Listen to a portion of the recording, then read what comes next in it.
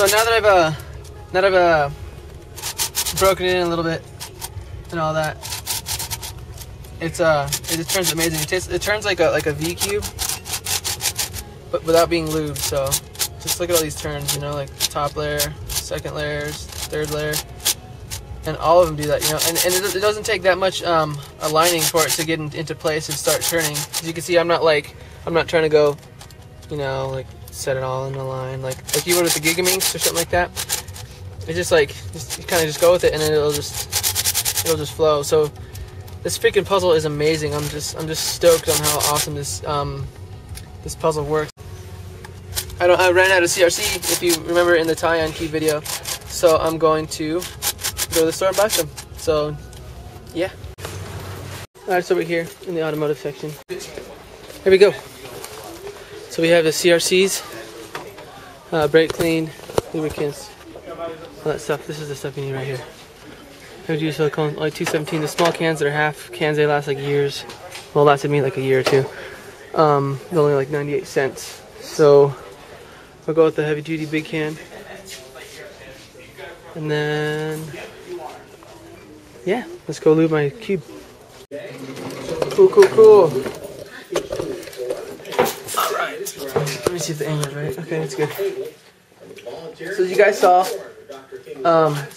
this cube does turn like really awesome. It's like a V cube pretty much, which is a huge improvement from the Gigaminx. I've gotten my Gigaminx to turn like about half as good as this, which is, you know, saying something good because that's pretty good. But there's other people who've modded the Gigaminx where it feels pretty good like this. But this, I could tell that there's not really any lube. It doesn't feel like lube.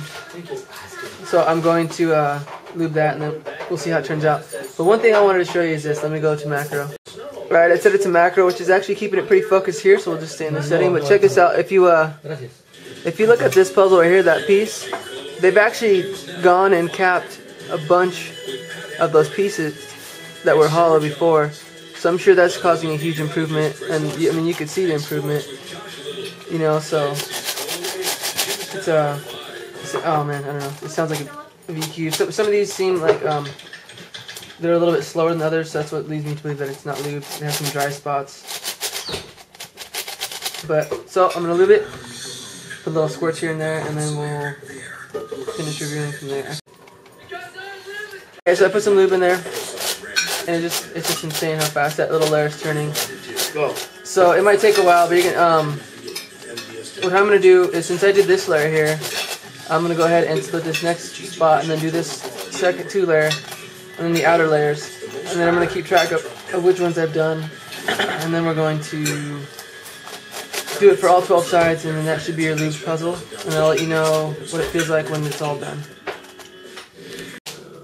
That's still really good. Someone was asking me if it cuts corners. It was Chris Bird actually who asked me if it would cut corners. Let me see here. How does this work?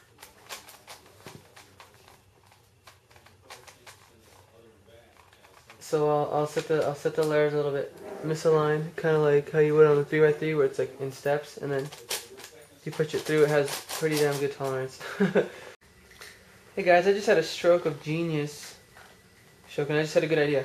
From when I was looking through the internals, I do remember that the screw hole leads directly to the inner core pieces. I have it set pretty tight as you can see. I'm going to get to a medium loose setting. I'll show you how well the layers turn now. I'm going to do it completely really loose. Oops. This is this side ready? Yeah, it is. Kind of still breaking in, I guess. But while I was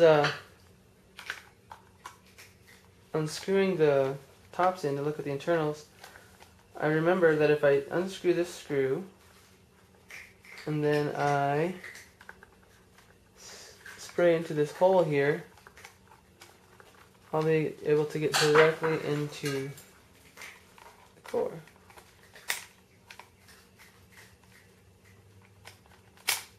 There it goes. So, as you can see, there's a little hole in there.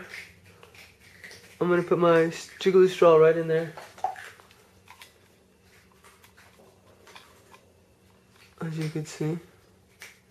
And we're going to spray and we're going to break this beast in. Hopefully, nothing will seize.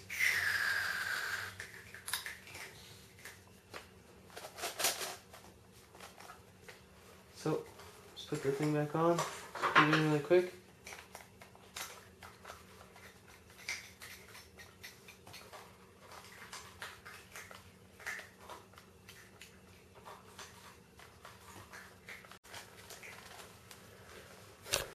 Another key thing that I wanted to show off, brought to my attention by Rubik's Guy.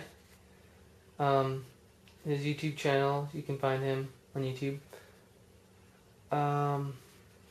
Is a size comparison to the Gigaminx. So, put them together.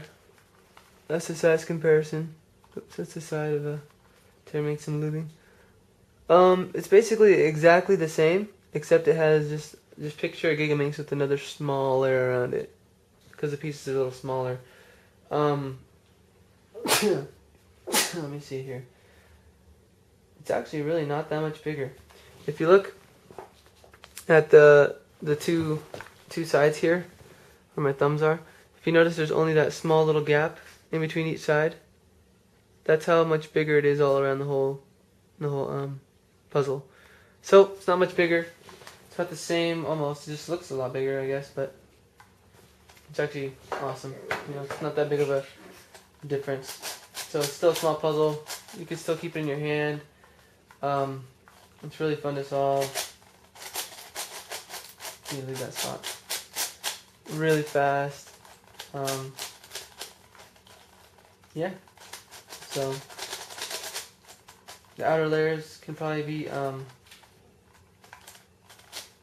made to go a little bit faster by adjusting it and whatnot. That's it. That's the Teraminx. When I get the stickers, they're coming in soon. I'll definitely make a review with the stickers on it. Hopefully the stickers are cute snip, like they were with the 3x3x5. And yeah, so awesome. That's the Teraminx. Cube4you. Go get some.